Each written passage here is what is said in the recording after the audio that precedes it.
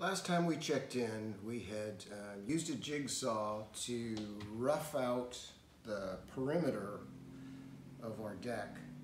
And we talked a little bit about how to clean up any kind of ridgy marks on the edge. We talked about the pros and cons of using sandpaper versus a file versus a Surform like this, but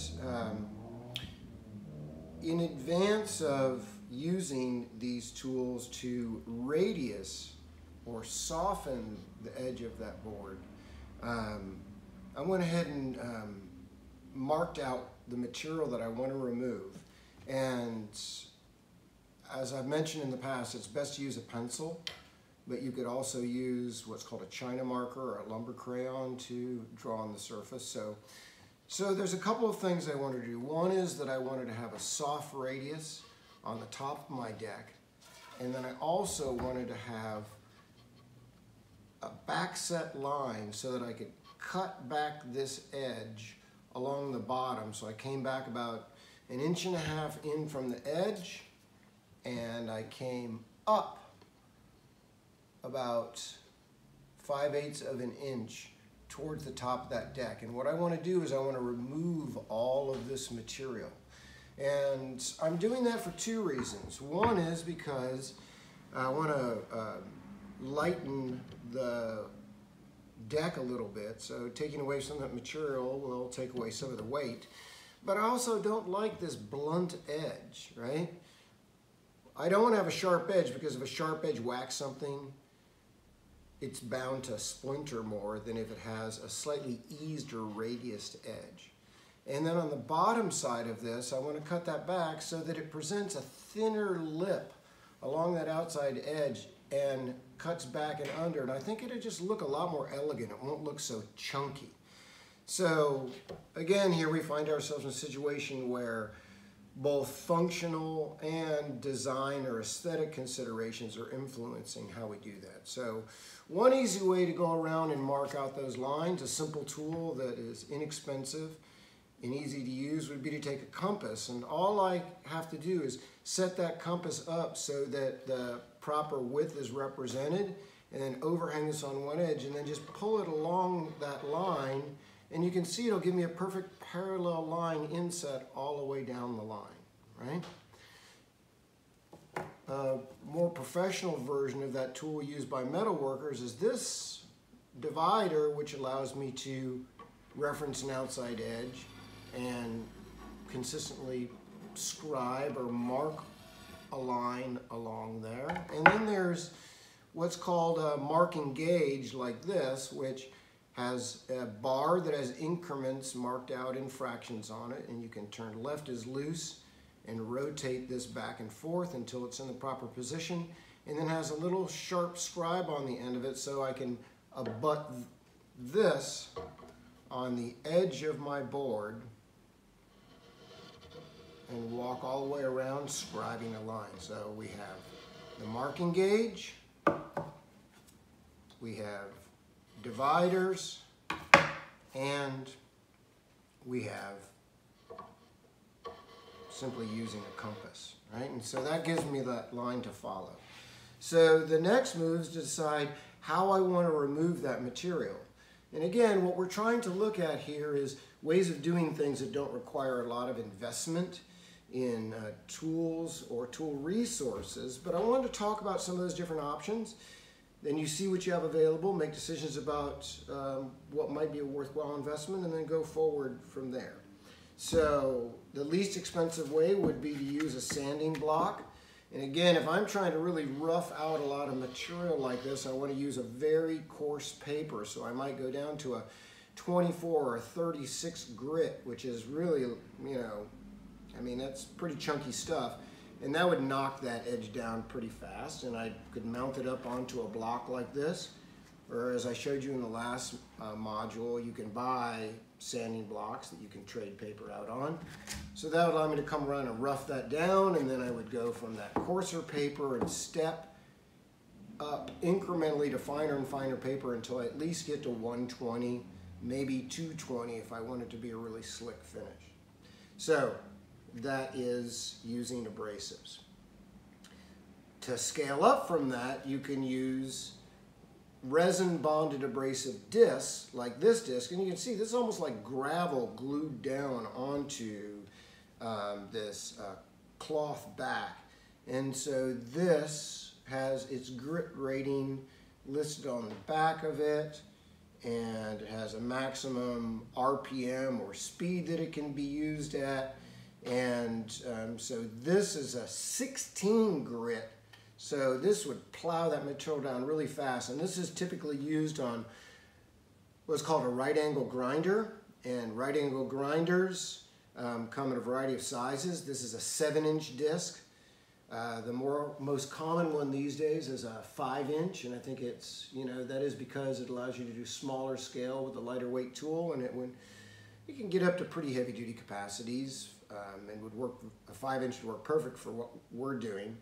And I'll probably do a demo a little bit later on using a 5-inch grinding disc on this, but I'm not going to use a mineral abrasive pad like this. Instead, what I'll most likely use is a disc like this. And these are really amazing tools. And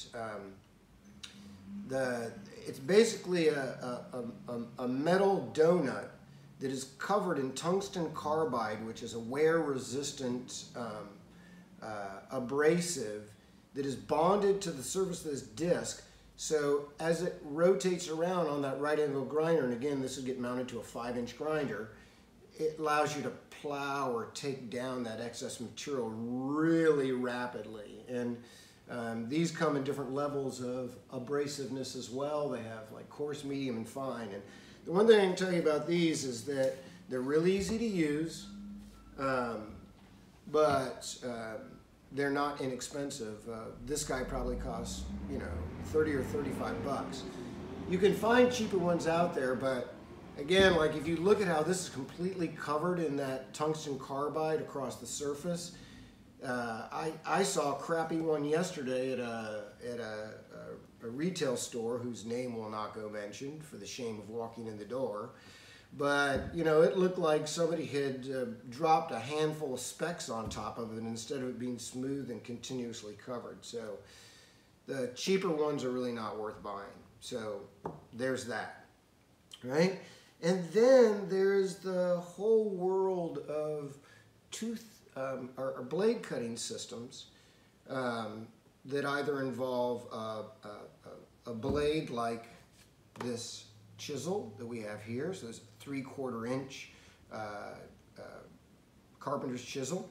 So it could be something like a blade system like this chisel. And so these carpenter chisels usually have one beveled side and one flush side. The beveled side is oriented towards the work, the flush side is up so that those chips that you cut are cleared away. And typically it's used in combination with a mallet to drive that forward. Now it's really important to understand that what is not a real significant concern with abrasives is the direction of grain, because for the most part, abrasives like this aluminum oxide abrasive disc or the sandpaper or this tungsten carbide wood grinding wheel, they don't much care about direction of grain. They are slow down a little bit when you get to end grain. They don't remove the material as rapidly, and it has a tendency to load up or burn when you hit end grain, which is, we could talk about ad nauseum, but that's a conversation for another day. The most important thing I want you to understand is that when you're using tooth cutting systems, when you're using blade systems like a chisel, it is very sensitive to the layering of the grain or the orientation of the grain. And the best way to talk about this is that wood grain, because it's long fibers all held together along the length of that material, but it's also layered. Each of those annual rings layers on top of another. So when I talk about annual rings, we have the tree growing, and these are the growth rings. So that material is layered. If you pet your dog or cat from its head to its tail, the hair lays down. If you pet your cat or dog from the tail up to the head, the hair all stands up, right? Because that hair has a direction that it lays. And when you go against that direction, it lifts those fibers up instead of patting them down. And exactly the same thing is true of wood. If we're moving in parallel with the grain, where this layer is on top of this layer is on top of this layer, if we're moving with that direction of the grain, cuts great. If we're moving against the direction of the grain, it lifts that material up and tends to rip it out, which is not what we want to happen. So in order to use things like chisels, it's really important to understand the direction of the grain. We also talked about how when we cut a pattern out of a board, that we have what's called run out. So you might be able to see that this grain runs out to a point, runs out to a point, runs out to a point. If my blade comes in this direction, it will lift and tear and rip along the line of the grain. But if I move with the direction of the grain, it lays down. So think about a pencil, right? So in order to sharpen a pencil, we have to push with the direction of the grain going downstream or downhill in order to keep the material from furring or tearing up.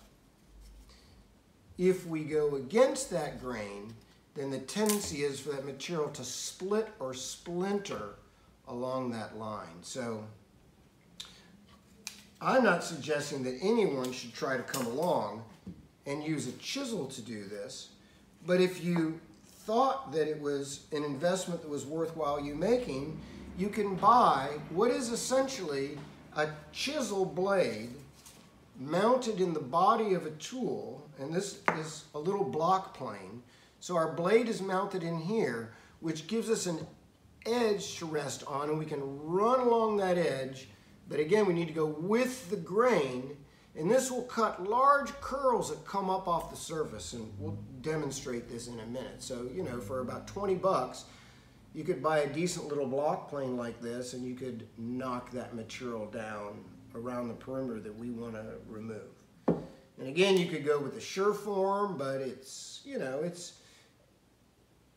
these are also available in 12-inch models. This is fast. I'm sorry, it's not fast, but it is inexpensive in terms of the investment of the tool, and you know, you get there eventually. So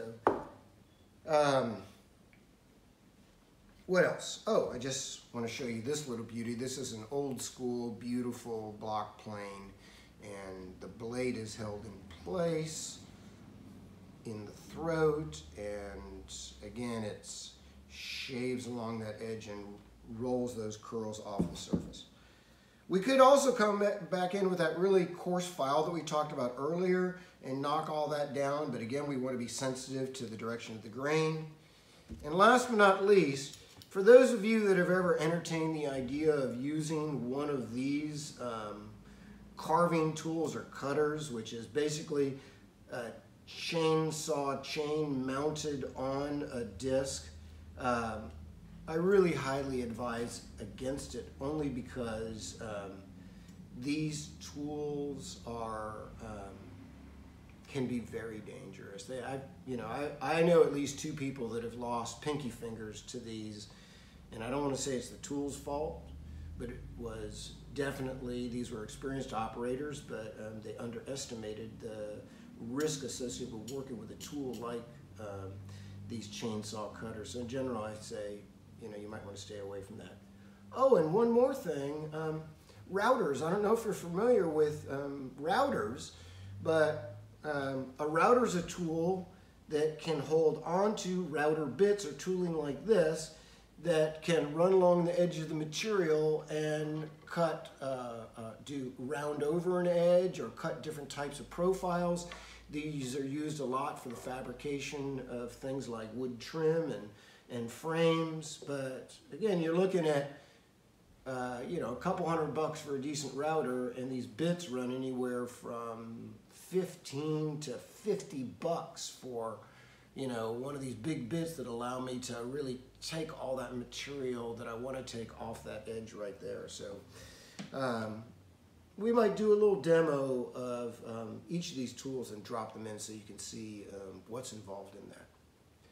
So, okay, next stop will be to set up, and we're probably going to do a lot of this outside because these abrasive systems are just insanely dusty. And we'll make sure that we really have proper personal injury protection on, which will include eye protection, respiratory protection, protection for our hands. So I'll see you outside in a bit. Okay, because we're going for economy and efficacy, one of the tools that we're looking at for knocking back some of this bulk on the bottom side of the board, again, I've got about 5/8 of an inch I want to take out here, and about 1.25 inches back here. So I need to come in and take that out, and a little inexpensive block plane like this with a good sharp blade on it is something that we're going to look at and see how we like that. It's going to, I suspect that it's going to do really well with side rails as long as we're sensitive to the direction of the grain. Where we're going to have more challenges is on that end grain, because we're really going to need to come off the end like this. We cannot go directly across the edge of those fibers, or it'll tear it out unless your blade is surgically sharp. So let's look again at some of that run out, right? So as we look at the board, we can see that right here, you see that line, how that grain comes to a point there? And then there's some little knots right here. Those knots represent secondary growth coming out of there, so that's going to be a little bit challenging. And then as we move down the width of the board, we see that at this point, it starts to run out to a point here, and run out to a point here, and run out to a point here. So everything from this point forward, I'll stroke in this direction, and everything downstream from that, I'll be stroking in this direction. Right? So understanding the direction of that grain really helps us know how to approach it. And if all else fails, as you're cutting, if you see that it's ripping it up instead of producing nice curls coming up off the surface, then you know that you're going the wrong direction. Again, it's also might be worth noting that there are molding planes that are made just for doing radiuses, but you know, again, we're trying to think about how can we take something that's, you know, adapted for flat planing and make it work for us here. So again, I'm being mindful of that position, and as I advance forward, what you see are these little curls that are coming up off of the surface, right? See those little curls? And again, if it tears out a little bit around these knots, that's understandable. So what we'll do in a situation like that is we'll actually back the blade out a little bit so that it's cutting less aggressively at that point. And so I would start to work my way around. And again, one of the other advantages of using a block plane like this is that we're not generating a lot of annoying dust. So you see the little tear out I was talking about right there? So again, we just need to be mindful about that area. And as we have the run out going in the opposite direction, I'm going to reverse direction of that plane. So you can see it does a pretty nice job of taking that back. It's a pretty clean edge.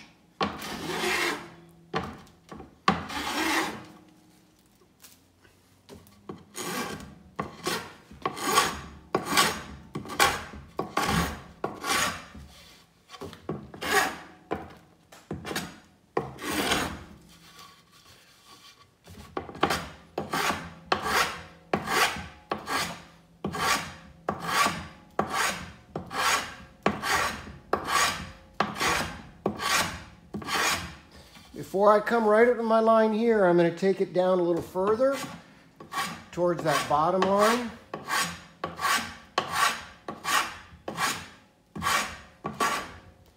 Right? And so we'll just work our way all the way around that board. Okay, so that little block plane did a pretty decent job, but we were getting some tear out around those knots. And again, knots are secondary growth coming out of that tree, so you get a shift in the direction of the grain anytime you come to a knot. As I mentioned before, I could minimize that tear out by loosening, drawing the blade back so that less blade is exposed. That generally means that there'll be less tear out, but it also means it's going to take longer. You also might notice that I always set that block plane on its side because it should never sit on its base, because that's how the blade can get dinged up, because it's projecting out beyond the iron itself. So let's look at another technique that is taking that one tooth that was doing all the cutting for us and instead replacing it with a whole bunch of teeth, right? And so this is a pretty handy thing and very inexpensive, but again, it's going to generate more dust than you get when you're working with something like the plane, which is making curls. And the smaller the particle size of dust, the more significant the respiratory hazard is to you. So I'd still wear a particle mask even when I'm doing something like this. But again, when we really get into those finer dust, that's where it's going to be imperative to have proper respiratory protection. So I can come in like this, and I can take that entire surface down. It only cuts on the forward stroke.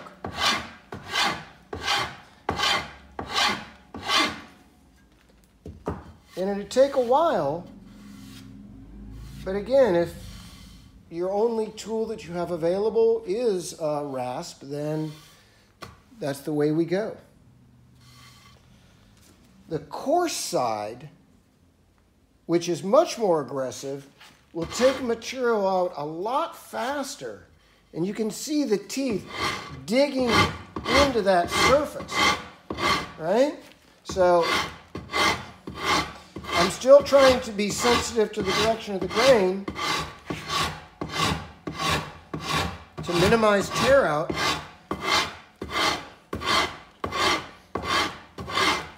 But you can see that's, it knocks it back pretty fast. So that is a rasp working the edge. Okay, I roughed in that edge, radius the top, and now before I go forward with sanding the rest of the deck to smooth everything out, I'd like to go ahead and do my drill outs for my trucks. Now, because it's important that the position of those holes be as accurate as possible, and that those holes have what we call a perpendicular relationship between these two edges, so that I know I'm not going in at an angle, so I'm coming in straight up and down. One would often use a drill press to do this, because a drill press holds the bit perpendicular to the bed. But if you didn't have a drill press available to do that, another trick to get around that is to take a riser block, and in this case I've got a 3/8 inch thick riser block that has the holes drilled through it for the trucks on the other side, and mount that to the top. I've clamped it down onto the top of my deck. I mark the center line of the middle of that riser, aligned it with the center line on my board, so that when I go through with my hand drill, it should follow that pre-existing hole and maintain as accurate a correspondence to the original holes as possible. So I also want to advise you that whenever you drill through wood, when the drill bit exits the bottom of the piece of material, it has a tendency to tear the fibers out on the bottom. So I've mounted a waste block of wood underneath, which this is clamped to, so that when the bit exits my board, those fibers are supported by that waste block underneath, so that it won't tear out underneath or on the bottom side of the board. So I've checked it for square. I've got it clamped down. Remember, when we're drilling wood, we're typically wanting to use higher speeds. I'm going to go ahead and chuck up my bit, come into position.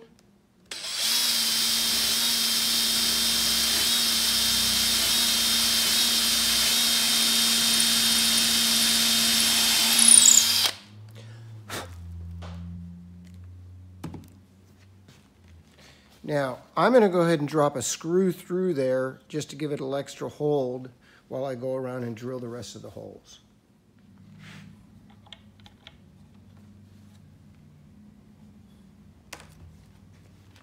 Now with that screw dropped in, just to give it a little extra hold, I'll come through and do the rest of my holes.